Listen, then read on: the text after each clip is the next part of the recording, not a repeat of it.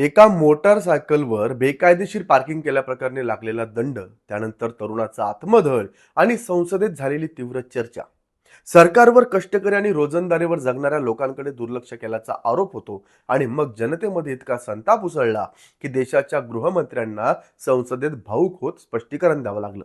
आणि या संपूर्ण प्रकरणाच्या केंद्रस्थानी आहेत ते म्हणजे पंतप्रधान, जे याच तरुणांच्या बंडानंतर सत्तेवर आले.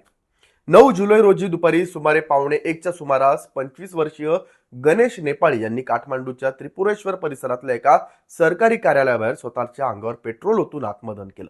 हे पेट्रोल त्यांनी कुठून विकत नव्हतं आणलं. हे पेट्रोल त्यांनी स्वतःच्या मोटरसायकलमधून, ज्याच्यावर दंड लागला होता, पोलिसांनी ज्याला जामर लावलं होतं, त्या मोटरसायकलमधूनच काढलं.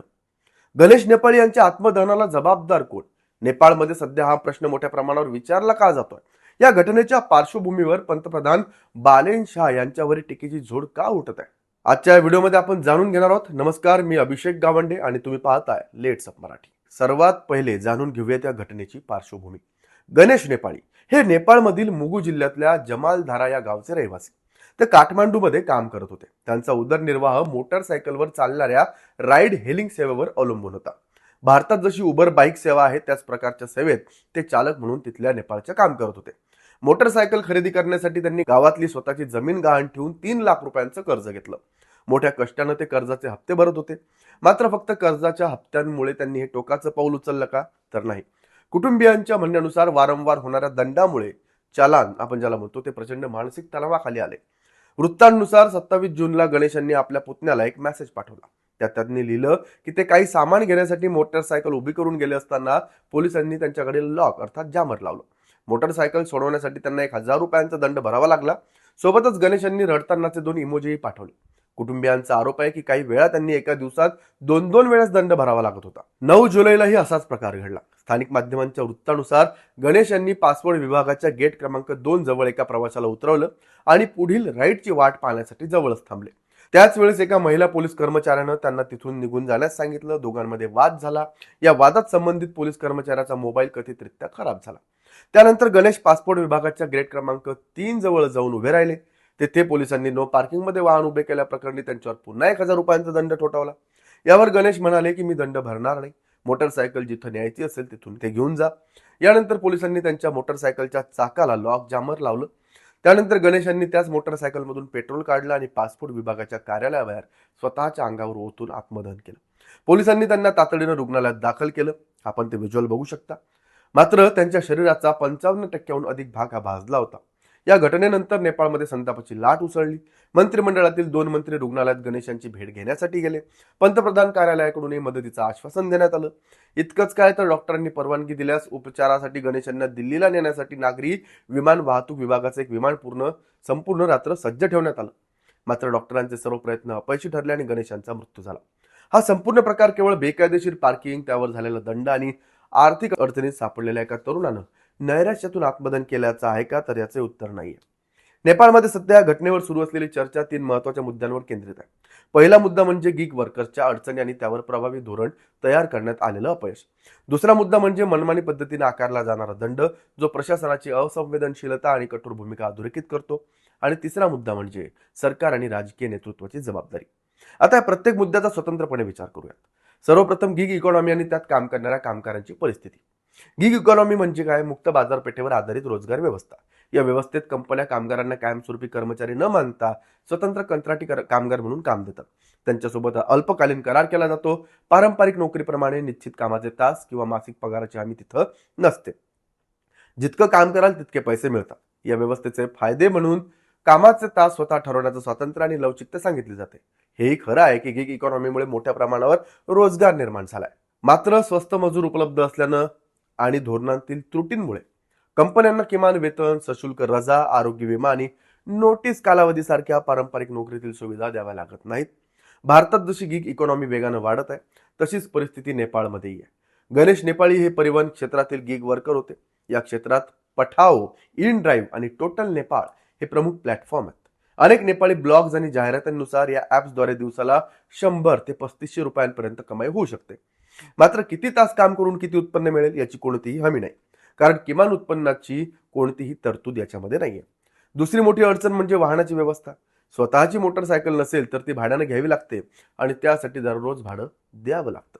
उदाहरणार्थ राईड नेपाळ नावाची एक सेवा स्वतःला नेपाळमधील गीक वर्कर्ससाठी क्रमांक 1 मोटरसायकल भाडे सेवा असल्याचा दावा करते. या सेवेमध्ये आठवड्याला सुमारे 5,600 रुपयांपर्यंत भाडं आकारलं जातं. दुसरा पर्याय म्हणजे स्वतःची मोटरसायकल खरेदी करणं. त्यासाठी बहुतेक कामगार गणेश नेपाळी यांच्याप्रमाणे कर्ज घेतात. कामगारांची संख्या जितकी वाढेल तितकी स्पर्धा वाढते. त्याचा फायदा ग्राहकांना स्वस्त राईडच्या रूपात मिळतो, मात्र त्या स्वस्त दराची किंमत गिग वर्करला जास्त वेळ काम करून चुकवावी लागते. कंपनीचं कमिशन, इंधनाचा खर्च, कर्जाचे हप्ते किंवा मोटरसायकलचे भाडे वजा केल्यानंतरच त्याच्या हातात प्रत्यक्ष उत्पन्न होतं. एशिया न्यूज नेटवर्कच्या एका अहवालानुसार नेपाळ सरकार राईड शेअरिंग सेवांनाही कर प्रणालीत आणण्याच्या तयारीत आहे. यामध्ये 5% व्हॅट आणि चालकांच्या उत्पन्नावर 1% आगाऊ कर समाविष्ट करण्याचा प्रस्ताव आहे. म्हणजे चालकांना मिळणाऱ्या रकमेतील सरकारचा हिस्सा थेट वजा केला जाईल. उत्पन्नाच्या अडचणी तर आहेतच, त्याशिवाय पायाभूत सुविधांच्या समस्या आहेत.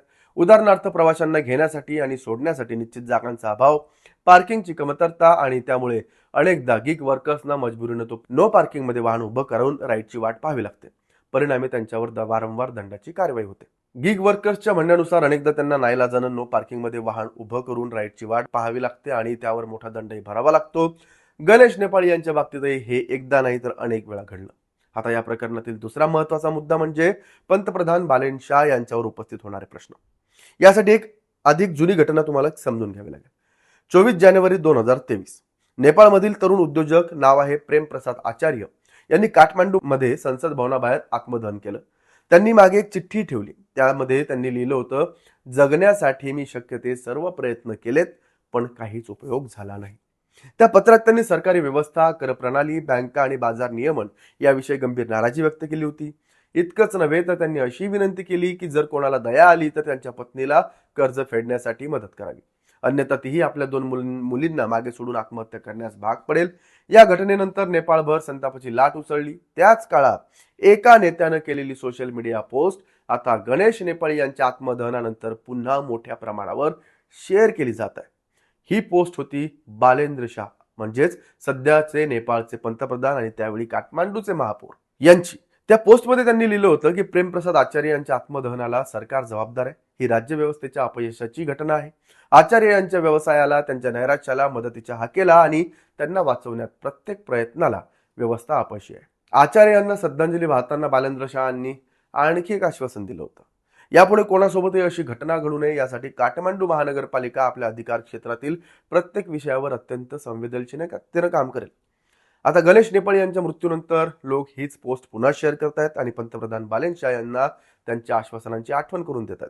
पारंपरिक राजकारणाला कंटाळलेल्या आणि बदलाची अपेक्षा असलेल्या तरुणांनी बालेन शाह यांना सत्तेपर्यंत पोहोचवलं होतं. 4 जुलैला त्यांच्या सरकारनं सत्तेतले 100 दिवस पूर्ण केले. मात्र आता नागरिक विचारत आहेत की निवडणुकीत दिलेली आश्वासने नेमकी कुठे विरली. टीकाकारांच्या मते सरकारच्या अनेक योजना मध्यमवर्गीय आणि उच्चवर्गीय नागरिकांवर अधिक केंद्रित आहेत, मात्र आर्थिकदृष्ट्या दुर्बल घटकांकडे पुरेसं लक्ष दिलं जात नाही. याचं एक उदाहरण म्हणजे काठमांडूतील अनधिकृत वस्त्यांवरील कारवाई. एप्रिल 2026 मध्ये सरकारनं झोपडपट्ट्या हटवण्याची मोहीम सुरू केली होती. ही कारवाई जूनपर्यंत सुरू होती. पावसाळ्याच्या काळातही हजारो लोकांना बेघर करण्यात आलं. संयुक्त राष्ट्रांच्या प्रसिद्धीपत्रकानुसार या घर पाडण्याच्या मोहिमेदरम्यान 2 व्यक्ती मृतावस्थेत आढळल्या होत्या. त्यांनी आत्महत्या केल्याची शक्यता व्यक्त करण्यात आली होती. या प्रकरणात सर्वोच्च न्यायालयानेही अनेक निर्देश दिले. पर्यायी निवासाची व्यवस्था केल्याशिवाय नागरिकांना जबरदस्तीनं बेदखल करू नयेचं न्यायालयानं स्पष्ट केलं होतं. मात्र बालेन शाह सरकारनं अध्यादेशाचा मार्ग स्वीकारला. या निर्णयावरही मोठ्या प्रमाणावर टीका झाली. काठमांडू पोस्ट या वृत्तपत्रानं प्रसिद्ध केलेल्या संपादकीयमध्ये तर थेट शीर्षकच असं होतं, शाह सरकार आपला मानवी चेहरा गमावत आहे. आता गणेश नेपाळी यांच्या मृत्यूनंतरही सरकारवर हाच आरोप होत आहे. आर्थिकदृष्ट्या दुर्बल नागरिकांच्या समस्यांकडे सरकार दुर्लक्ष करत आहे. दरम्यान सरकारकडून नेहमीप्रमाणे सर्वतोपरी प्रयत्न केल्याचा दावा करण्यात आलाय. त्याचबरोबर जबाबदारी दुसऱ्यांवर ढकलण्याचा प्रयत्न होत असल्याची टीका केली गेली. नेपाळचे गृहमंत्री सुदन गुरु यांनी या प्रकरणावर प्रतिक्रिया देताना म्हटले की या घटनेची प्राथमिक जबाबदारी काठमांडू शहर प्रशासनाची आहे. प्रशासनाच्या प्रत्येक स्तरावर वेगवेगळ्या जबाबदाऱ्या असतात. मात्र टीकाकारांचा सवाल आहे, जर प्रत्येक वेळी जबाबदारी दुसऱ्यावर ढकलायची असेल तर मग नव्या राजकारणाचा दावा करणारे तुम्ही आधीच्या सरकारांपेक्षा वेगळे कसे? या संपूर्ण प्रकरणाबद्दल तुमचं मत काय आहे? तुम्हाला काय वाटतं? आम्हाला कमेंट करून नक्की सांगा. पाहत राहा लेट्स अप मराठी.